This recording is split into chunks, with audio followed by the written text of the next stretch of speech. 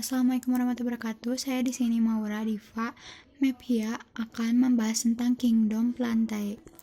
Apa sih kingdom Plantae itu? Kingdom Plantae merupakan organisme eukariotik multiseluler yang mempunyai suatu zat hijau daun yang gunanya untuk melakukan fotosintesis. Selanjutnya, kita akan membahas ciri-ciri dari kingdom Plantae. Kingdom Plantae yang pertama, pada dinding sel yang tersusun oleh selusa, mempunyai klorofil yang fungsinya untuk fotosintesis. Yang ketiga, karena mempunyai klorofil, oleh karena itu, kingdom Plantae yang bersifat autotrof bisa membuat makanan sendiri dengan bantuan cahaya sinar matahari. Lalu, memiliki eukaroid atau bersifat multiseluler dan dapat menyimpan cadangan makanan dalam bentuk amilum. Dapat mengalami pergiliran keturunan dan dalam siklus hidupnya. Selanjutnya, kita akan membahas klarifikasi kingdom Plantae tumbuhan. Kingdom Plantae merupakan klarifikasi sendiri. Klarifikasi ini membantu kita untuk bisa membedakan antara spesies yang lain dalam kingdom Plantae. Contohnya seperti tumbuhan di bawah ini: tumbuhan lumut, tumbuhan paku, tumbuhan berbiji. Lalu selanjutnya kita akan membahas tentang tumbuhan lumut. Tumbuhan lumut merupakan suatu gerombolan tumbuhan kecil yang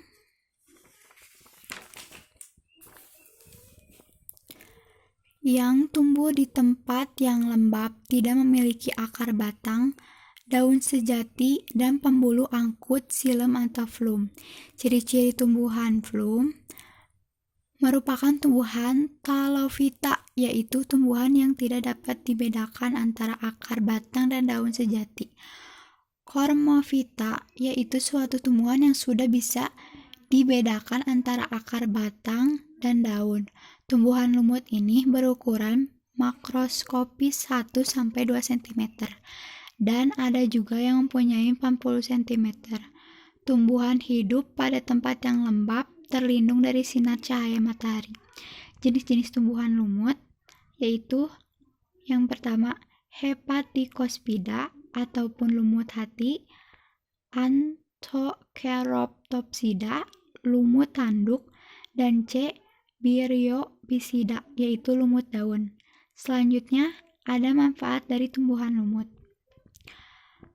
Yang pertama, pada spesies Sphagnum dapat digunakan sebagai pengobatan kulit dan mata. Yang kedua, pada tumbuhan lumut yang hidup di hutan bisa digunakan sebagai penahan karena dapat menyerap air. Yang ketiga, bisa digunakan ornamen untuk atau dekorasi tata ruang. Selanjutnya, tumbuhan paku. Tumbuhan paku merupakan suatu tumbuhan yang mempunyai akar, batang, dan daun sejati yang berkembang dengan memanfaatkan spora, Cormophyta spora, dan mempunyai pembuluhan angkut, xilem dan phloem, dan mempunyai klorofil. Ciri-ciri tumbuhan paku: mempunyai akar, batang, dan daun yang dapat dibedakan, memiliki klorofil yang menghasilkan spora terutama pada bawah daunnya, dan yang terakhir, memiliki daun muda yang tumbuh dengan cara memanggung. Selanjutnya kita ke jenis tumbuhan paku, yaitu yang pertama ada paku-paku purba, paku kawat, paku ekor kuda, paku sejati. Manfaat tumbuhan paku: berfungsi sebagai tanaman hias, biasa menjadi sayur-sayuran, sebagai pupuk hijau pada tanaman padi.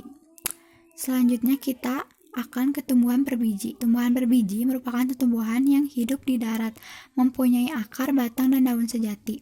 Ciri-cirinya: mempunyai organ biji yang berasal dari strobilus atau bunga, bersifat autotrof, dan termasuk sel eukariotik. Merupakan organisme dan termasuk sel yang banyak. Jenis tumbuhan biji: tumbuhan berbiji terbuka dan tumbuhan biji tertutup. Sekian dari saya. Wassalamualaikum warahmatullahi wabarakatuh.